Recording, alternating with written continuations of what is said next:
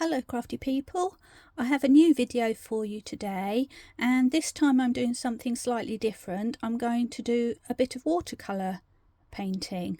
So for my example today, which I'm going to make into a finished card, I've decided to use one of the lovely Tracey Hey stamp sets. You also might know them as Alpaca Pals. This one is from the last release, and it's called Legen-Dairy, and it's all about the cows. I'm going to use this guy down here today, and we're going to colour him with Ecoliner watercolour pens on some watercolour card. So to make my final card, I'm also going to use the paper pad that goes with that set, and it's called Moments. I love these pads, and I buy them and then I just sit and look at them and admire all the beautiful papers, and then I don't want to use them. So this time I've decided I'm actually going to pick one out and use it and make a card with it. So you'll see the result of that today, but as you can see, they're lovely. I really like these ones as well. They're so pretty and save you having to make a background as well. So we're going to use one of these pages today.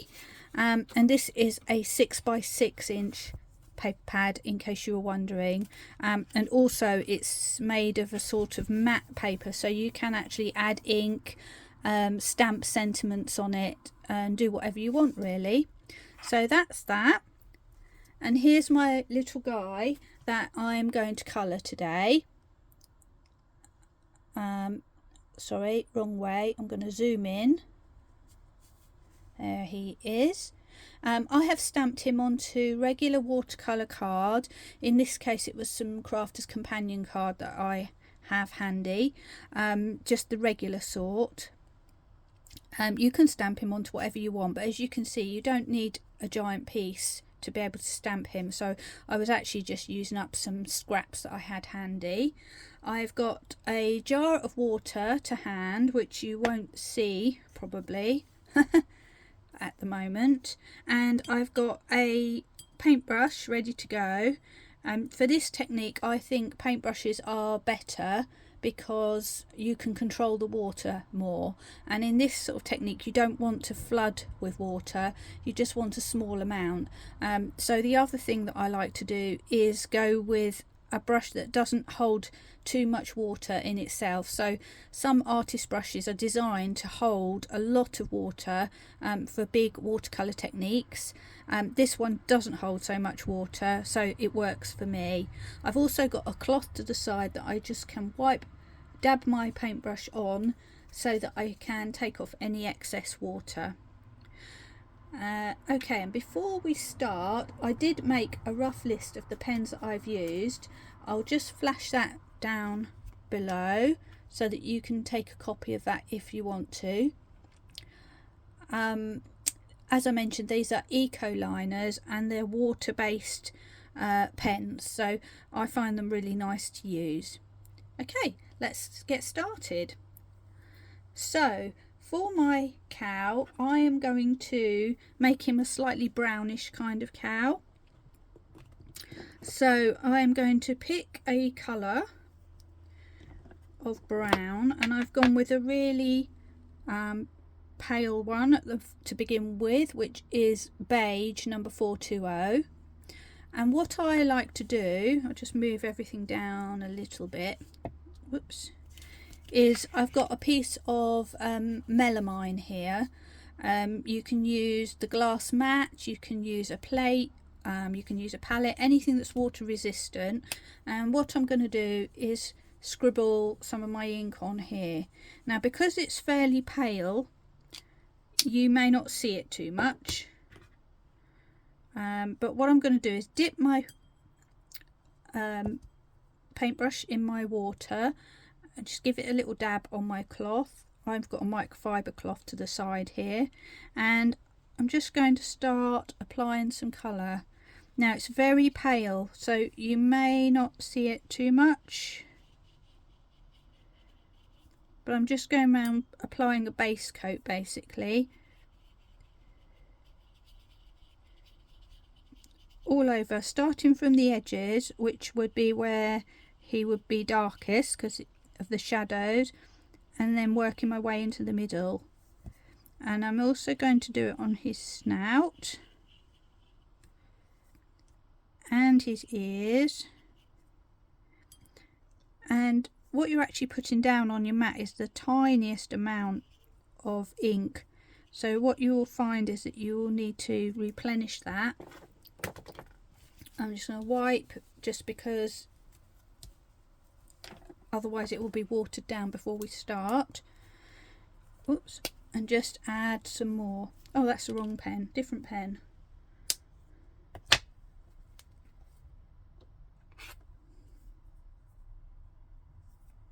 That was clever. Right, okay, back to my original pen. There we are. I'll come back to that second one in a moment.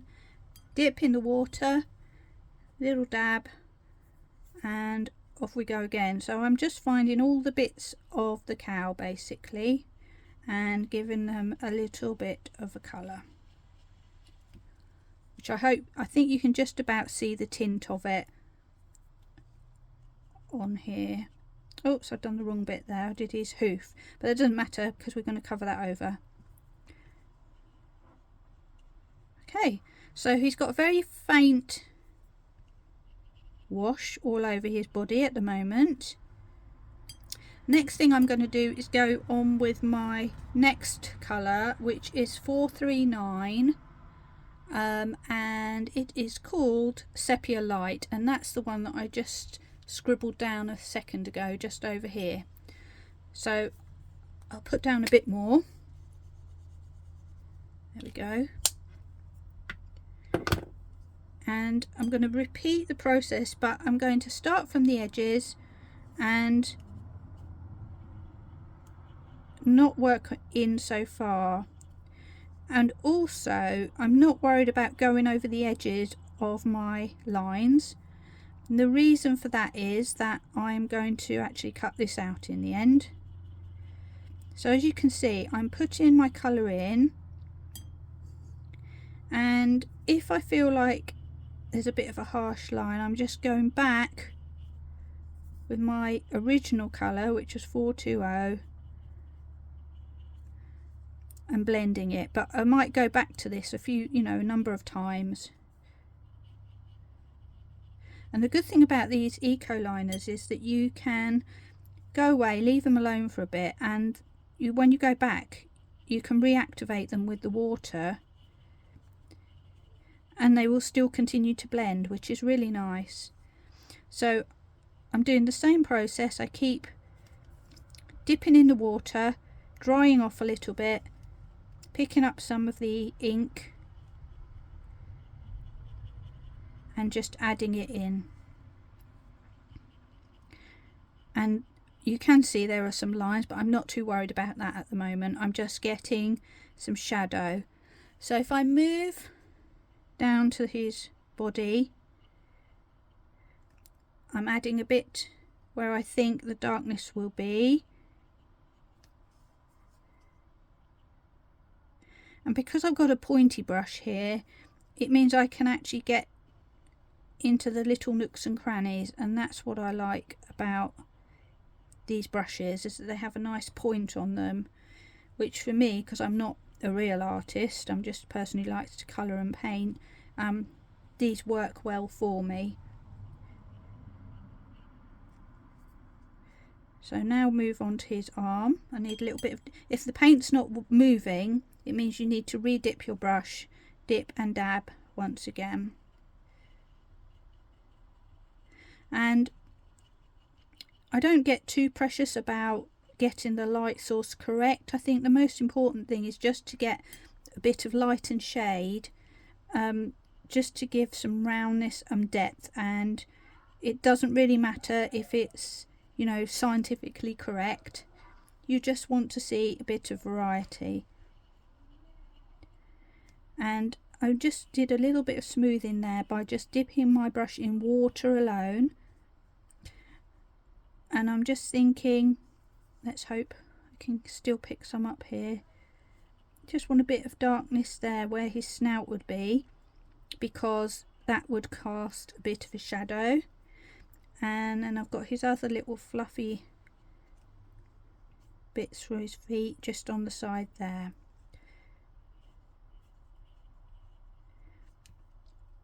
Okay, so that's sort of stage 2. Now I'm just going to, before I forget, I want to go in with a bit of a pinky peachy colour, which I'm going to use on his snout and inside his ears. And for that one I have chosen 381, which is pastel red, surprisingly, but it actually comes out a sort of peachy colour. So just going to make a bit of space. Normally I'd keep all these colours and spread them out so that I could use them all, but I'm trying to keep within shot, so you have to excuse me if I keep wiping things up. Right, so lid doesn't want to come off. Here we have the peachy colour. Won't need too much of this. So I'm dipping back in with my brush. And I should mention, this brush that I've got happens to be a round size 5, if anybody wondered. But I think if you've got a pointy brush, you can use probably anything like a 6 or an 8, just as long as it's not too big. Right, so with my peachy colour, I'm going onto his snout and I'm giving him a colour all over, but I've already put a bit of the browny colour underneath, so it's not going to be overly pink. I'm blobbing some of this on the sides to give him little rosy cheeks, which you can or cannot do, it depends what your taste is. But what I find with this is a good idea is to dip into plain water and just blot around the edge, which will just diffuse those edges a bit. But we will go back over that with a darker colour later on, so you may find that you need to reapply that. And finally I'm just going to go into the middles of his ears, doing much the same thing. Running out of water again, so I'm sorry you can't see the water, me dipping in the water and everything, but I thought the most important part of this is probably to see the image itself rather than me dipping a paintbrush in water. So there we go. And I'm just going to, sorry, I had my put my paintbrush in my mouth then and didn't really think about it. Not the wet end, just the end, like you put a pencil in your mouth. Right, sorry, just going to get a bit more of the medium brown, and I'm just going to add a little bit more on this ear.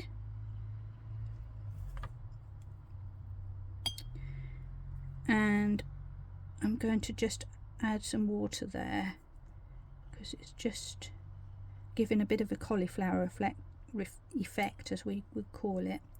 And then doing that, I've lost the little bit of brown that I just added, so there we go. So we've got our cow. He is looking a little bit pale still though. He still needs a bit more contrast. So I have got a darker brown, which is 416 sepia, and I'm going to add that in a second. So let me just get rid of some of this. And this one looks really dark, which might be a bit of a shock. But like I say, the good thing about these pens is that they will blend out very well. So they will allow you to almost make them disappear in the most part. So I've wet my brush again, dabbed it, picking up a tiny little bit on the end of the point of my brush, and I'm just going in, starting where I think it would be quite dark.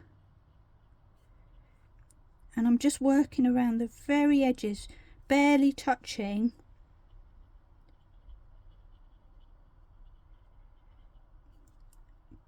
And adding some dark colour. And you can see immediately that, I know I haven't blended it, but it does add some extra dimension. And I'm not doing it in a straight line as such, because I don't want a harsh edge, and sometimes when you just blob it a little bit, it makes a softer line for blending. There we go. And I've made it thicker where I think it's darker, and thinner where I think there would be more light. I'm going to go back to my middle brown, and I'm adding that in to blend a bit further. Just dipping my brush in the water again. I find that if you use a microfiber cloth to dab your brush on, it does take out quite a lot of the water, which could be a disadvantage, I guess. But for me, it just saves me flooding the paper a little bit. There we go. And I'm just going to add a little tiny bit above his snout, like so. And then I'm just blobbing some plain water above, just so that it will diffuse a little bit. And I'm blobbing some plain water around. Okay, so I feel like this bit down here needs a little bit more. It's still dampish, so I'm just blobbing away, mixing my colours to make a little bit of contrast. And you tend to want the palest bit of your character to be in the middle of their face, near their eyes. Okay, so now I've got to restrain myself and leave that alone for a minute and just see how it moves. Because you can keep going and going at it, but sometimes you've just got to let the inks do their work and then come back and have a look and think, okay, what do I need to do next? So I'm going to jump down here to his feet, and I'm literally just going to draw a little line at the top.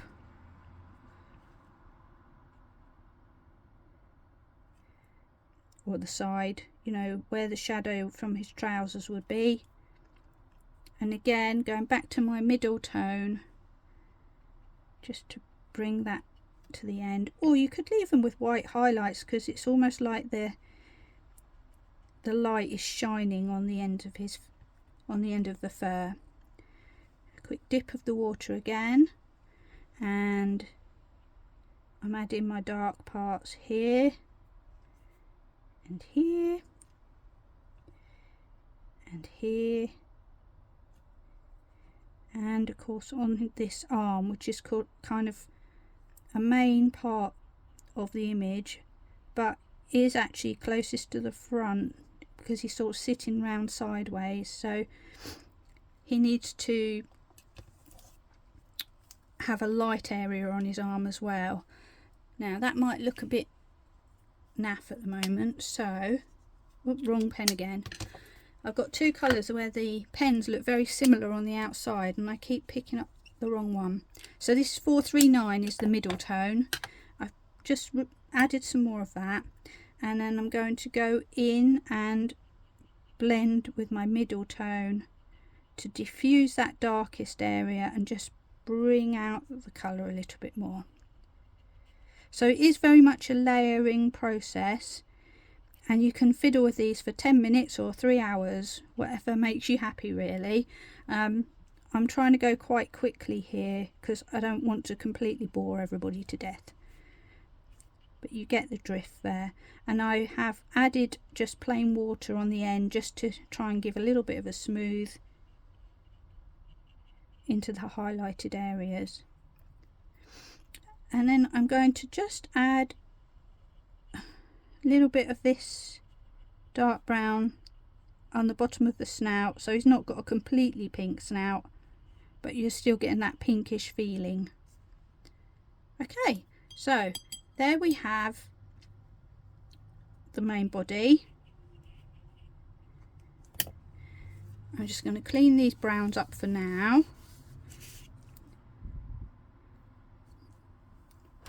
Just need a bit of water. It's quite warm today where I am, so these are drying quickly onto the mat. There we go.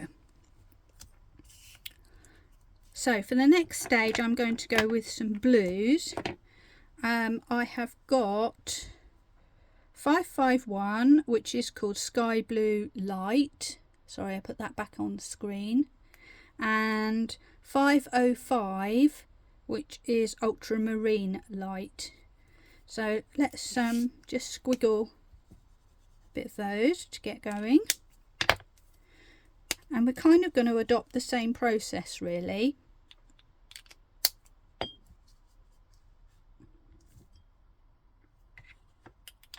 So bringing my guy back into shot.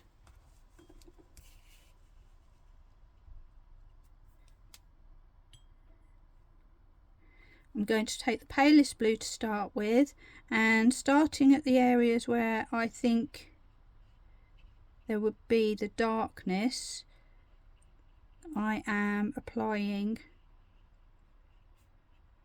my ink. I've left a white area in the middle because I'm going to just blend that down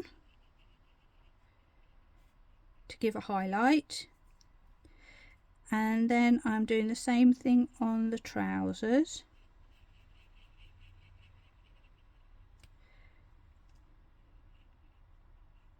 And I'm doing them to kind of look like denim dungarees, I guess you might say.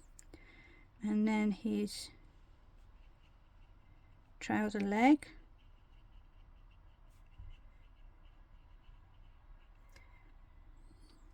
And now I'm going with plain water, just dragging that in a little bit because I don't want it to be too intense at this stage. I'm trying to keep a highlight in the middle, which for me is quite hard because I do fiddle about and then before you know it, you've lost it.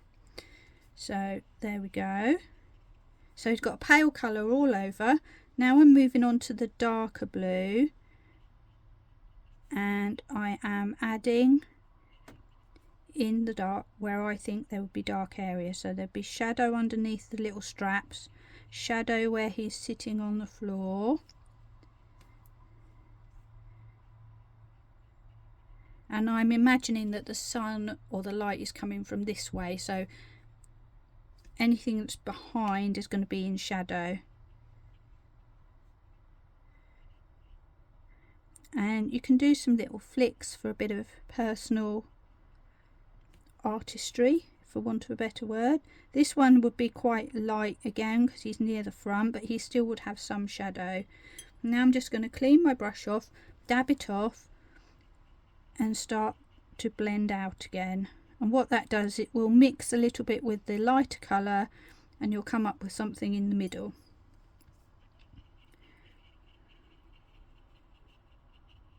So really he should have a bit of dark over this side because that's going back in the shadow.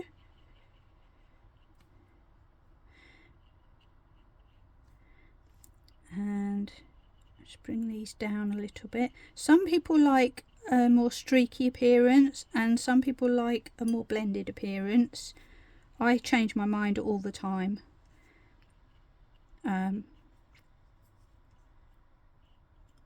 Oops, went a bit heavy handed there, but that doesn't matter because I am just going to blend it a little bit. And I'm trying not to go all the way across because, like I was saying, I don't want to lose my little bit of highlight. If you do, it's not the end of the world because we have, you know, wonderful white pens that we can use to add that back in if we need to. So basically I'm just playing, adding a little bit here and there, remembering to wet my brush and rinse off the excess so that I can blend back out again.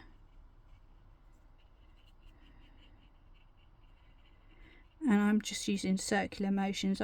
Admittedly I do scrub a bit with my brushes, but these Royal and Langnickel ones do seem to stand up to that abuse. I'm not a delicate painter. Right, we'll leave that to dry for a moment on the blue. I'm just adding some of my middle tone just to bring a little bit of that in there. Right, so there's his outfit started. Next thing is to go with some hooves and his horns. So for that I have got two colours of grey. Let's have a look. I've got 704, which is just called grey, for my light colour, and 706, which looks quite scary, deep grey, for my darker colour. And I tend, if I want a blackish look, I tend to go for a light grey and a really deep grey. So that's what I've done here. Now the horns are quite quick. This is a very pale grey, so what I'm actually going to do is go straight in with my pen and make a low light in the shadow areas like that. And then with my brush, which has just got plain water, I'm just touching the edges just to soften that out a bit. And the reason why I'm doing that is because when you apply this grey, it's going to be quite pale when we've got water on it. I'm just going to flip my little mat round, and now I'm going to scribble some grey onto the mat. Let's bring it back in shot, and I'm going to scribble some of the dark grey as well. Here we go. Just move some of my other bits out of the way. Okay, so I'm dipping and dabbing my brush. I'm going to apply some of the grey on here, on his hooves, and I'm kind of leaving a white bit in the middle again, and that's the next one. So this is going to be quite quick to do this bit.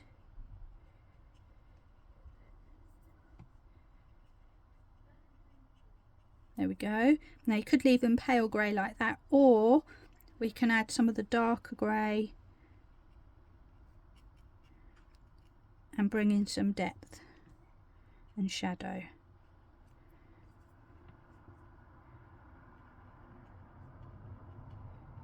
There we go. And again, I'm not doing necessarily straight lines, I'm wibbling and wobbling a little bit. There we go. And I'm just going to dip clean in the water and just blend out a little bit more.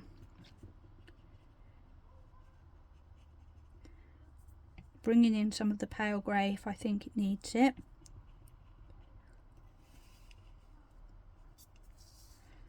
Sorry, I keep creeping this picture closer and closer to me, so I'm sorry if it's gone a little bit out of shot. Hopefully I've rectified that now. And then I'm dabbing in a bit more of the dark. As you can see, that gets quite intense when you add a few layers. And then rinsing my brush again. And just blending out a bit. And what you can do if you want to is add a bit of that darker grey in the shadow areas, just to add a little bit of intensity if you need it.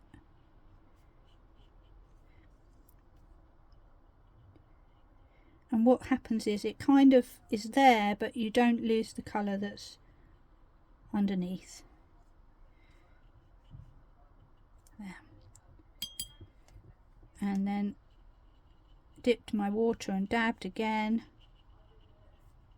and just give it a little wash just to diffuse it a little bit.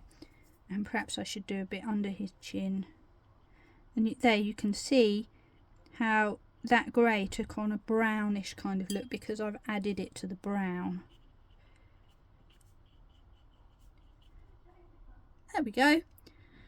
So in the meantime, I've left obviously the dungarees, and I actually think they look okay. I don't really want to do any more to those, but what I want to do is just add his buttons. So for that I'm going with a really dark blue, which is 533 indigo, and I'm actually going to go direct with the pen because they've got a lovely point on them. Hopefully you can see. So if you touch lightly, I'm just drawing around the edge of the button so that we've got a button with a little white highlight in there.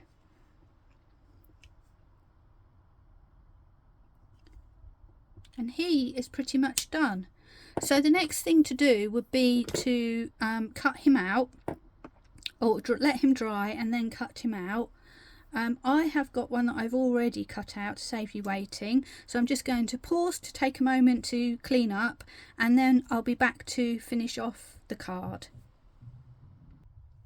So I am back with my finished little cow, and I've cut him out just with regular scissors all around the edges, and I have picked a paper from my pad, and what you can see is this is square, and it's got a lovely cloudy scene here and the grasses etc. in a strip. So what I've chosen to do is cut from this area here, because I intend to make a 5 by 7 inch card. So here's the piece that I cut out. What I like to do is, when I am stamping, is I'm obviously going to add my guy here, but in case there are any little fluffy bits that I didn't want to fussy cut around, I like to stamp the image on the backing paper as well. So I've positioned him here. I could do him right in the middle, but what I'm going to do is put him slightly to the side so that I can have a sentiment up here, and I'm going to add a matte and layer to my final card. So I did forget to mention at the beginning that when you're watercolouring, I like to use VersaFine Clear to stamp my images because it's waterproof. So I'm going to use the same on this image here, and what I really like about it is it gives a really crisp line. It doesn't blur out or blot, so even with very fine lines you can still get a really good image, and it's particularly good for sentiments too. So I've just pulled up my stamping platform, and I'm going to do a quick stamp of my cow, which also shows me where it's going to sit on the card and will help me with the placement of my sentiment too. So here comes the cow.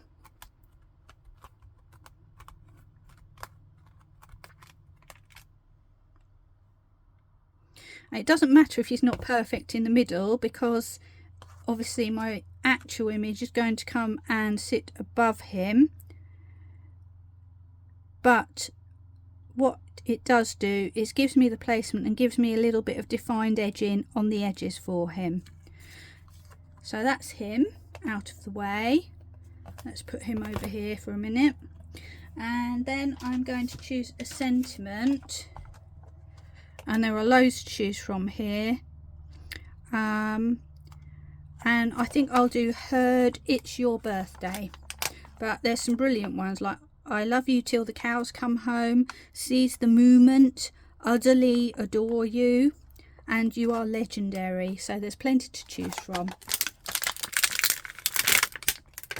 Now, a good tip with sentiments, if you're not very good at doing straight, which is me, is rather than trying to place them straight and then they look a bit off, put them deliberately on a tilt, or as some people would say, on a jaunty angle.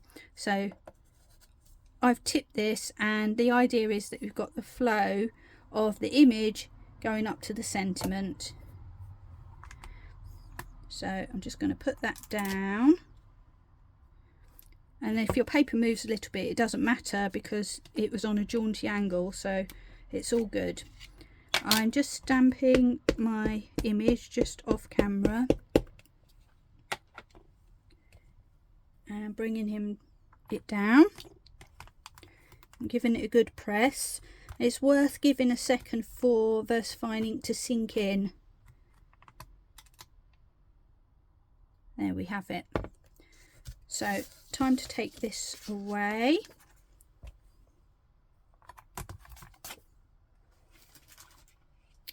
And we have our image. What I think I would like to do is just give him a little bit of grounding on the bottom here. So just bear with me while I find a little brush, stencil brush.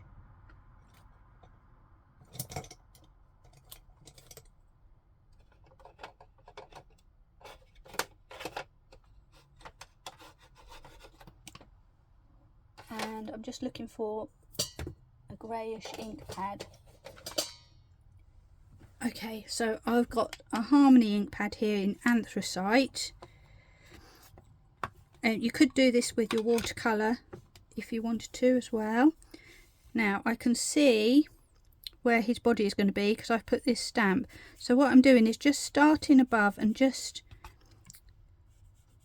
adding a little bit of shadow below and gradually blending it away.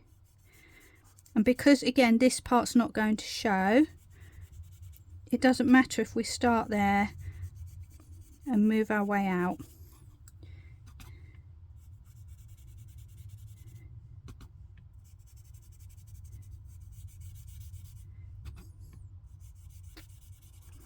And this you just do very gradually, less is more. And then when we add our guy on there, hopefully you can see a little bit of shadow. I actually think I need a little bit more, so I'm going back in.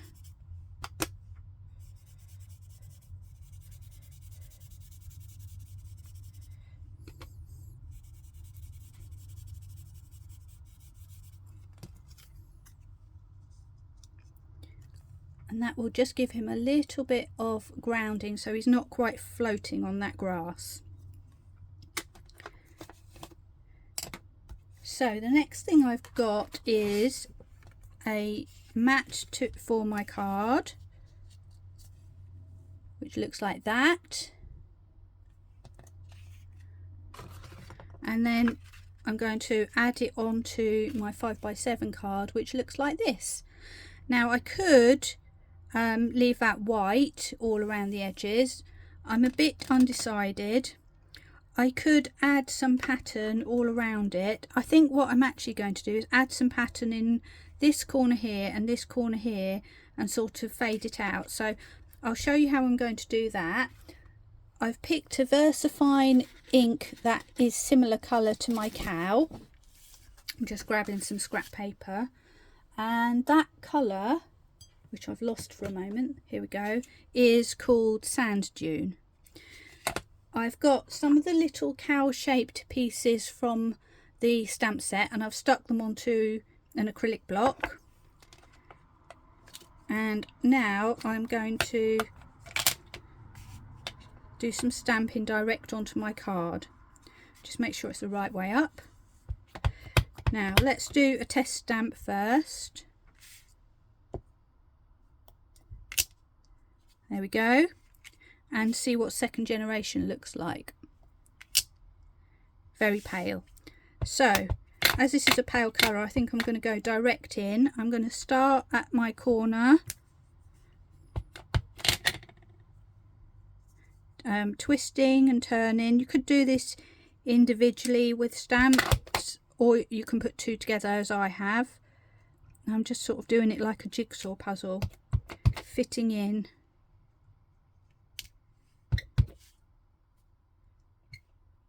Round and about, and then I'm just taking my pieces and doing a little test. Yep, I think that looks quite nice. So I'm going to do a similar pattern down at the bottom.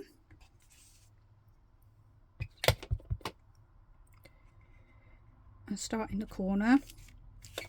Sorry, let's turn around. There we go. And repeating that same sort of process.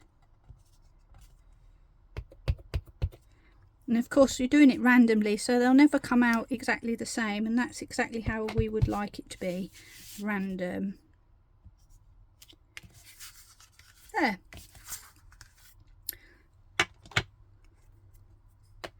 So now it's just a case of sticking my pieces together, and then I'll come back to you to show you the finished card. And finally, here's a quick shot of the finished card.